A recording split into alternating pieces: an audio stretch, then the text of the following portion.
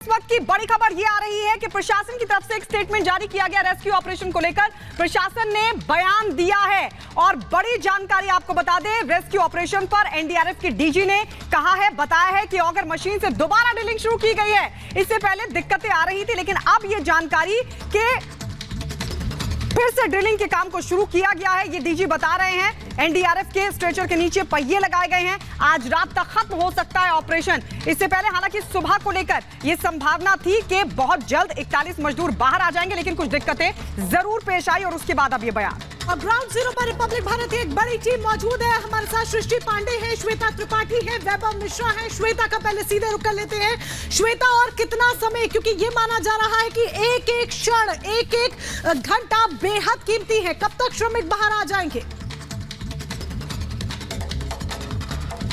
देखिए मोनिका, एक एक पल ना सिर्फ महत्वपूर्ण है, बल्कि एक एक पल आगे बढ़ना भी बहुत महत्वपूर्ण है, क्योंकि यहाँ कोई रुक नहीं रहा, यहाँ कोई थक नहीं रहा। हर कोई ये कह रहा है कि बस इस टनल से उन श्रमिकों के बाहर आने की वो तस्वीर हम देखना चाहते हैं। इस बात को आप समझिए, अंदर काम चल रहा है, लेकिन अंदर काम में अड़चन कहाँ आ जाए ये किसी को नहीं पता। और यही एक सबसे बड़ी मुसीबत है कि अगर अड़चन आती है तो फिर उसको दूर कैसे किया जाएगा। जब हमने एनडीआरएफ की डीजी से बात की तो उन्होंने साफ तौर पर कहा कि आगे जाकर के क्या होता है, जो पाइप है वो सिकुड़ जाता है, क्योंकि अगर आगे उसको जगह नहीं मिलती है तो फिर वो सिकुड़ता है, फिर उसके बाद क्या होता है, काम रुक जाता है। लेकिन इस बार ऐसा ना हो, इसकी भी स्ट्रैटेजी प्लान कर ली गई है। और इसीलिए मैं आपको बता रही हूँ, देखिए तस्वीरें एक बार आप देख लीजिए कि कैसे जो हलचल है वो यहाँ पर पड़ी हुई है, और ये हलचल बता रही है कि आगे क्या होने वाला है। और इसीलिए देखिए यही बातें हैं, ये समझा जा सकता है कि क्या आज वो मंगल घड़ी हमें शाम तक देखने को मिलेगी। इस बात के कयास लगातार लगाए जा रहे हैं और बस अब उम्मीदों पर हम सब टिके हुए। सृष्टि भी मेरे साथ जुड़ी हुई है।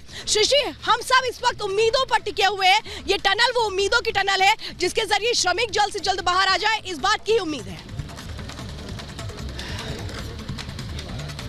बिल्कुल श्वेता, देखिए जैसा आपने कहा कि हर कोई इसी बात का इंतजार कर रहा है कि आखिरकार वो समय कब आएगा जब ये 41 जो मजदूर हैं पिछले 12 दिनों से वो फंसे हुए हैं। और हमने भी आपको एक एक तस्वीर यहाँ से दिखाई कि किस तरीके की स्थिति बनी हुई है। और इसके साथ ही पीएमओ की जो ऑफिशियल्स यहाँ पर मौजूद हैं वो अभी भी यहाँ पर ऑफ द रिकॉर्ड मीडिया से बात कर रहे हैं, लेकिन ऑन रिकॉर्ड हमने उनसे बातचीत की थी। भास्कर कोलबे सर, उन्होंने साफ कहा था कि अभी थोड़ा समय लगेगा, क्योंकि कल वो बहुत कॉन्फिडेंट दिखाई दे रहे थे। अभी थोड़ी सी जो कि क्रिटिकल सिचुएशन यहाँ पर रही है, जिस वजह से ये काम रोका गया था, लेकिन ऑगर मशीन एक बार फिर से स्टार्ट हो चुकी है। ड्रिलिंग दोबारा से शुरू कर दी गई है। एनडीआरएफ के जो डीजी थे कुछ देर पहले जब मीडिया से बातचीत कर रहे थे, रिपब्लिक भारत से भी उन्होंने बातचीत की, तब ये साफ कहा कि एक बार फिर से हमने काम की शुरुआत कर दी है और कोशिश यही है कि अब कोई अगर हर्डल नहीं आया तो 10 मीटर का ये जो सफर तय करना है वो जल्द तय कर लिया जाएगा। क्या कुछ कहा, आप एक बार सुनिए।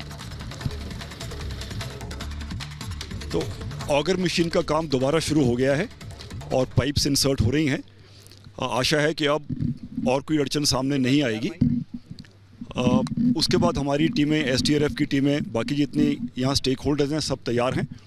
रिहर्सल भी हमने कर रखा है कि इस तरह की पाइप में से या इससे थोड़ी सांकड़ी भी, थोड़ी नैरो भी रहेगी पाइप, अगर उसमें से भी हम लोगों को सुरक्षित आराम से निकाल पाएंगे। बाहर निकल के आएगी टीम। माने जो 41 मजदूर हैं, जैसा आप बता रहे हैं कि आप लोगों ने अपना पूरा प्रिपरेशन कर लिया है, माने आज वो जो कोशिशें 12 दिनों से चल रही हैं वो पूरी होंगी? आशा है, क्योंकि जिस तरह पहाड़ हमको एक के बाद एक चुनौतियां सामने देता रहता है, वो चुनौतियां कल रात में भी आई, आपको मालूम है। तो ये कहना मुश्किल होगा कि आज शाम में हो जाएगा, लेकिन हम आशावादी हैं, होपफुल हैं कि आज शाम तक हम इनको कर पाएंगे, क्योंकि बहुत अंतर बाकी बचा नहीं है। कह रहे इस बार जो पाइप है उसको लेकर के आप लोगों ने थोड़ा स्ट्रैटेजी चेंज किया है कि अगर वो स्क्वीज होता है तो भी आप आगे जा पाएंगे? हाँ, तो ये पाइप का जो थिकनेस है वो 800 मिलीमीटर है। अगर हम उसको इंचेस में कन्वर्ट करते हैं तो 32 इंच के आसपास की चौड़ाई उसकी है, बहुत कंफर्टेबल है।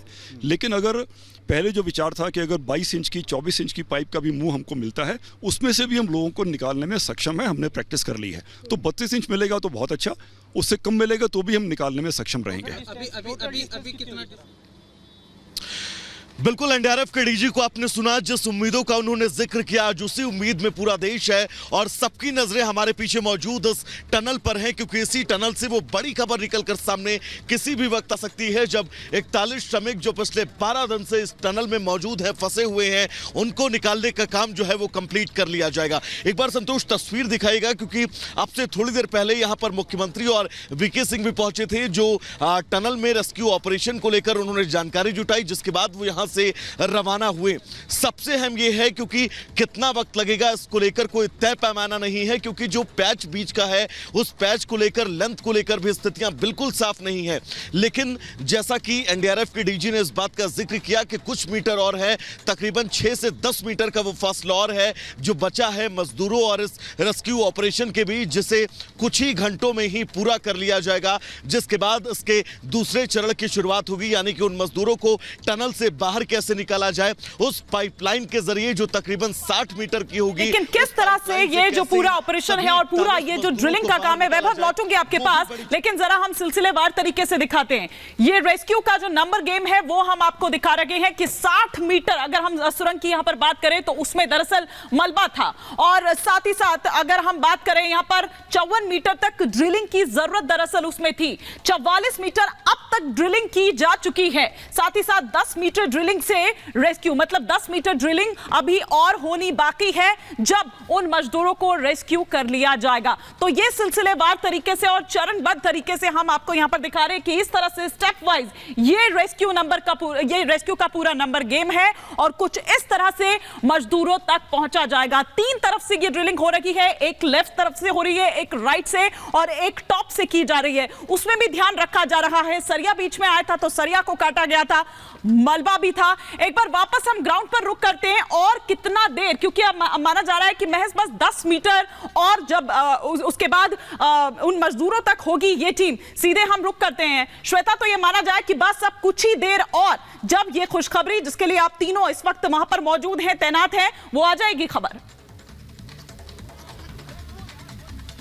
देखिए हिमानी, बहुत उम्मीद है इस बात की, क्योंकि आप ये समझिए कि आखिरी चरण में कल भी शाम तक ये खबर थी कि शायद ये जो टनल है जिसके अंदर इस वक्त ड्रिलिंग का काम आप देख रहे हैं वो चल रहा है, वहां से ये माना जा रहा था कि जो अंतिम प्रक्रिया है उसको पूरा कर लिया जाएगा देर रात तक। लेकिन अंतिम प्रक्रिया में रुकावट क्या आई? रुकावट वो सरिया आया जो बीच में आ गया था और उसको काटने में मैनुअली उसको कट किया गया है, उसमें बहुत वक्त लगा। तो ये देखिए, जितनी भी आप ये देख रहे हैं, आप एनडीआरएफ की टीमों को देख रहे हैं, हर तरफ इस वक्त आप देख रहे हैं जो मशीनों की भी तैनाती की गई थी वो इसीलिए की गई थी क्योंकि कहीं भी अगर कोई मुश्किल आती है तो फिर कैसे उसको पूरा कर लिया जाए। अगर मशीन में एक तरह से जो ड्रिलिंग का काम है वो रुक गया था क्योंकि वहां पर जो सरिया आया था उसको मैनुअली कट किया जा रहा था, उसको आज पूरा कर लिया जाता है। अब ये जो 2 पाइप है ये अंदर डाले जा रहे हैं और अगर इनको वेल्डिंग करके ठीक ठाक बिल्कुल